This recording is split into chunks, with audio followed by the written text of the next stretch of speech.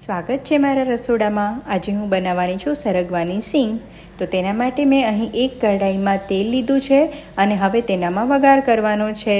આના પહેલાં મેં એક વિડીયો પોસ્ટ કર્યો હતો, તે તમે રાતના ટાઈમે તમારા ડિનર મેન્યુમાં એડ કરી શકો છો।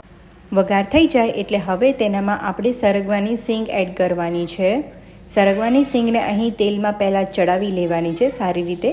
તો હવે તેનામાં આપણે મીઠું એડ કરવાનું છે અને ઢાંકણ ઢાંકી અને થોડીવાર માટે ચડવા દેવાનું છે। લગભગ સરગવાની સીંગ ચડતા મારે 5 થી 10 મિનિટ થાય છે। હવે ત્યાં સુધીમાં એક મિક્સર જારમાં આપણે 2 થી 3 ટમેટાં, થોડી લસણની કળી, 2 થી 3 લીલા મરચાં લઈ અને 1 ચમચી બેસન એડ કરી અને તેને ક્રશ કરી લેવાનું છે। હવે આ ગ્રેવીને આપણે સાઈડમાં મૂકી દેવાની છે। સરગવાની સીંગ ચડી જાય એટલે હવે તેને કઢાઈમાંથી એક ડીશમાં કાઢી અને સાઈડમાં મૂકી દેવાનું છે। હવે કઢાઈમાં થોડું તેલ લઈ અને હવે આપણે જે ગ્રેવી રેડી કરી હતી તેને આપણે તેલમાં સરસ રીતે સાંતળી લેવાની છે। મારી ગ્રેવી ચડે છે ત્યાં સુધી ફટાફટ મારી ચેનલને સબસ્ક્રાઈબ કરી લો। ગ્રેવી સારી રીતના સંતળાઈ જાય એટલે હવે તેનામાં આપણે મસાલા એડ કરવાના છે।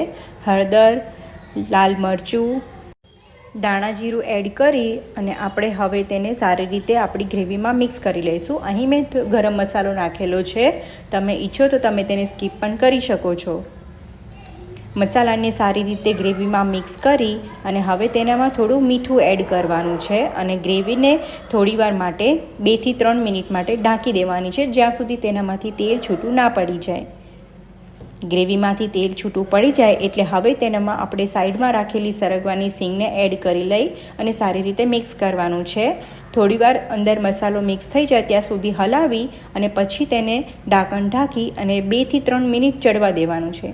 અહીં મેં અડધી ચમચી જેટલી ખાંડ એડ કરેલી છે। લીલા ધાણા નાખી અને શાકને ગરમ ગરમ રોટલી સાથે સર્વ કરો। Thank you.